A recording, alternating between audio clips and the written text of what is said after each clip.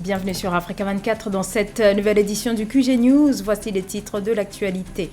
Prise de parole du président de la transition, le capitaine Ibrahim Traoré à l'occasion des célébrations de l'indépendance du Burkina Faso. Un discours axé notamment sur les contributions des populations à l'effort de guerre. Une séquence qui redéfinit les relations franco-africaines au Sahel après la résiliation de l'accord de coopération militaire entre la France et le Tchad. Paris entame son retrait. Puis découverte à suivre dans ce journal, l'arbre de Brazza au sud-ouest du Congo, un baobab qui attire les touristes.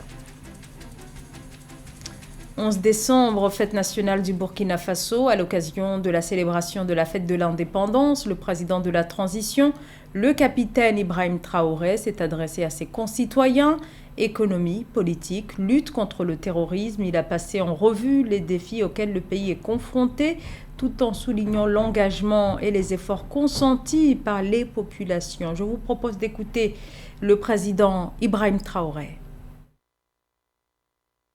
Camarades combattants pour la liberté, pour la souveraineté et l'indépendance réelle.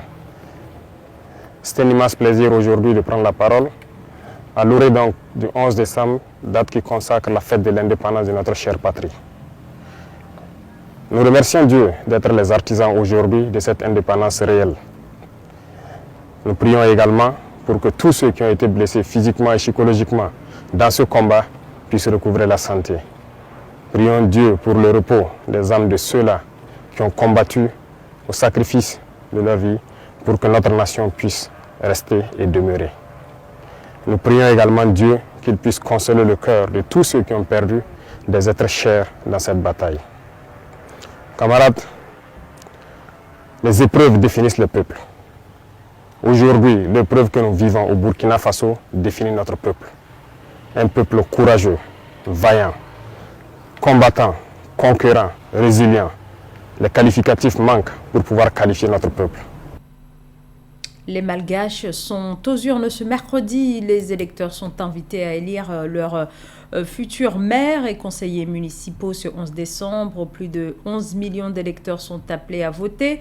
Il s'agit d'élire les représentants de 1695 communes de la Grande Île.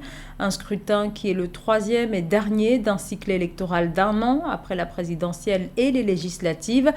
Ces élections sont cruciales pour l'opposition qui cherche à peser face au régime en place qui contrôle déjà l'Assemblée nationale et le Sénat.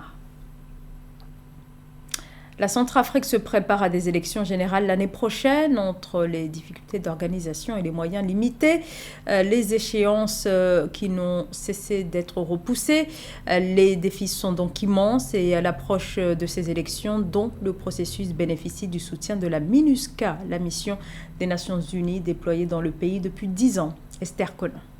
La MINUSCA, mission multidimensionnelle intégrée des Nations Unies pour la stabilisation en République centrafricaine, créée en 2014, joue un rôle essentiel dans la stabilisation du pays et la protection des civils, notamment dans le contexte préélectoral de 2025. Elle facilite le dialogue politique, soutient les processus électoraux et renforce les capacités locales pour garantir une paix durable. Grâce à son action, la MINUSCA contribue également à la reconstruction du pays et à la consolidation de la paix en Afrique centrale. Nous terminons l'année 2024. L'année 2025 va être une année électorale en Centrafrique. Il y aura toujours des compétitions, surtout des compétitions entre les grands pouvoirs. Pour pouvoir se préserver de compétitions entre les grands pouvoirs, utilisant des États qui sont en construction de leur souveraineté, eh bien, il n'y a qu'une seule possibilité, c'est de soutenir ces États dans la construction de leur souveraineté.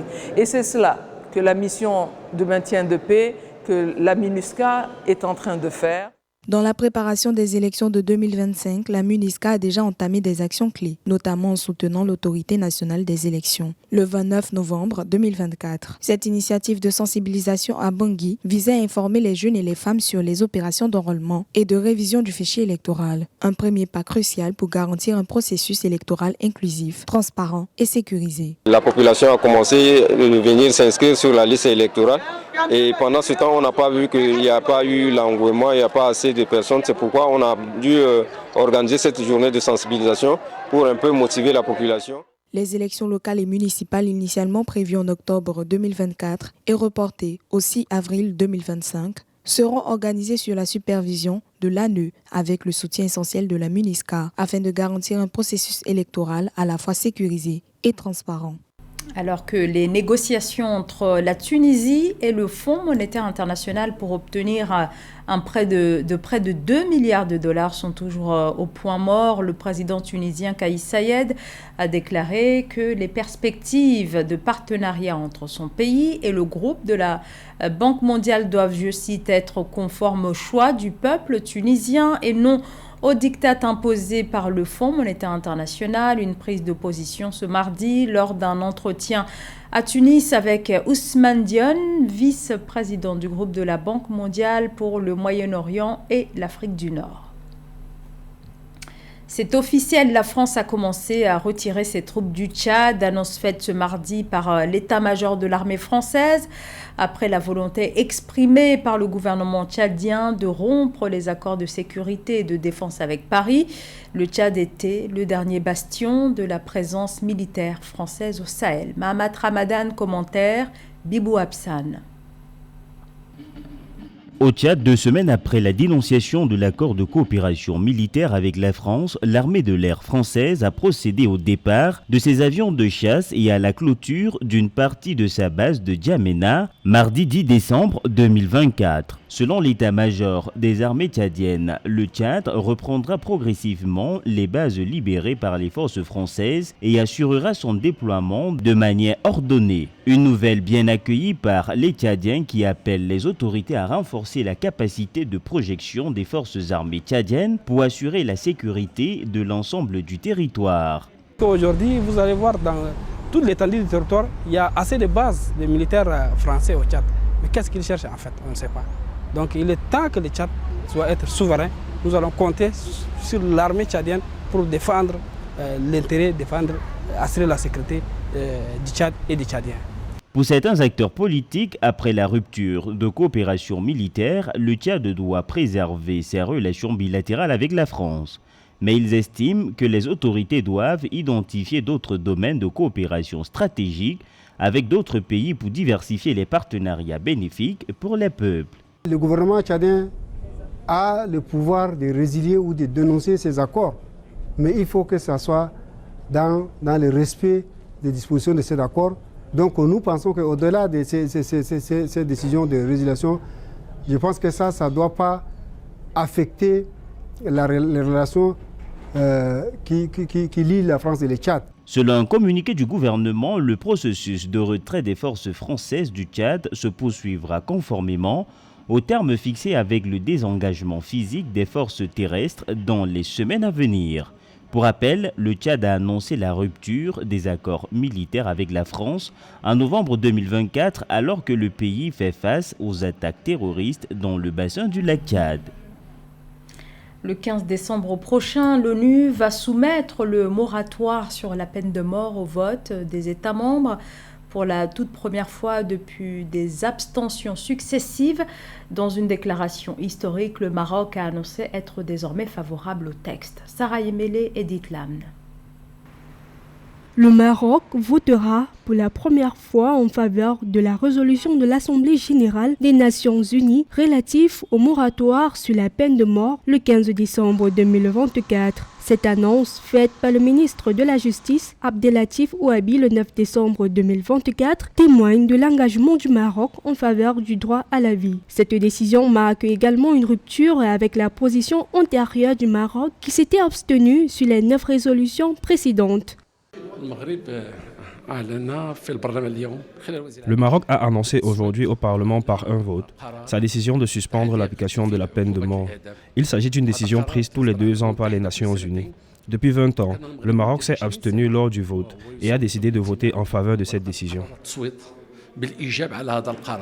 Le royaume nord-africain a maintenu un quasi-moratoire sur les exécutions depuis 1993, réaffirmant ainsi son attachement au principe de la protection de la vie, conformément à l'article 20 de la Constitution marocaine qui stipule que le droit à la vie est le premier droit de tout être humain. Selon Abdelatif Ouabi, le soutien à la résolution de l'ONU témoigne également de la détermination du royaume à promouvoir une politique en faveur des droits de l'homme et à consolider sa position de pays avancé en la matière, dans le respect des spécificités nationales et du débat social.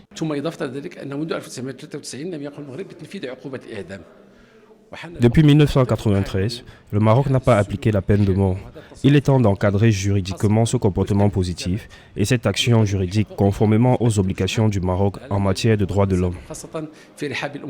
Les prisons marocaines comptent actuellement 88 condamnés à mort, dont une femme. Grâce à des grâces royales, 161 condamnations à mort ont été commuées en peine d'emprisonnement à perpétuité ou en peine avec sursis depuis 2020, démontrant ainsi l'engagement du royaume en faveur du droit à la vie.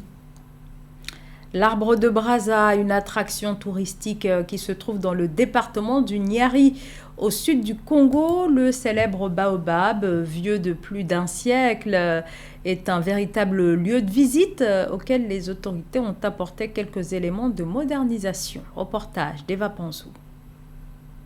En provenance de la ville de Pointe-Noire, Sidney Tsankian marque un arrêt au village Mukondo où il est attiré par un grand baobab datant de plus de 125 ans. Dénommé l'arbre de Brazza en mémoire du passage de l'explorateur franco-italien, il a la particularité de porter les noms des voyageurs, touristes, riverains qui le visitent. J'étais de passage, je venais de Pointe-Noire. On a fait la route et en passant, j'ai vraiment été intéressé. J'ai demandé chez mon chauffeur si on peut passer pour voir cet arbre. J'ai entendu parler tant des années et je n'ai jamais vu. C'est aujourd'hui pour ma première fois que je visite à cet arbre-là. Et c'est quelque chose de très merveilleux, ça m'a beaucoup plu. Nous sommes arrêtés et on trouve que c'est une initiative très intéressante pour valoriser l'histoire et le patrimoine du Congo. Nous venons de livrer un projet à Mvuti, un hôpital de base. Et sur le chemin du retour vers Brazzaville, nous sommes arrêtés devant ce monument de la nature. En effet, pour rappel, Pierre Savournion de Brazza et ses compagnons de voyage firent une halte ici en 1887. Dans les années 50, alors qu'ils venaient d'entrer à l'école de Mbunda, l'actuel président de la République du Congo, Denis Sassou Nguesso, y avait laissé sa marque, Ma Prince. Depuis, ce site a même été aménagé par les fils de la contrée afin de conserver sa portée touristique et renseigner l'histoire à la jeune génération congolaise. Bon, les jeunes Congolais doivent retenir l'arbre de Brazza, c'est un site historique d'abord. Ils doivent prendre ça dans leur tête.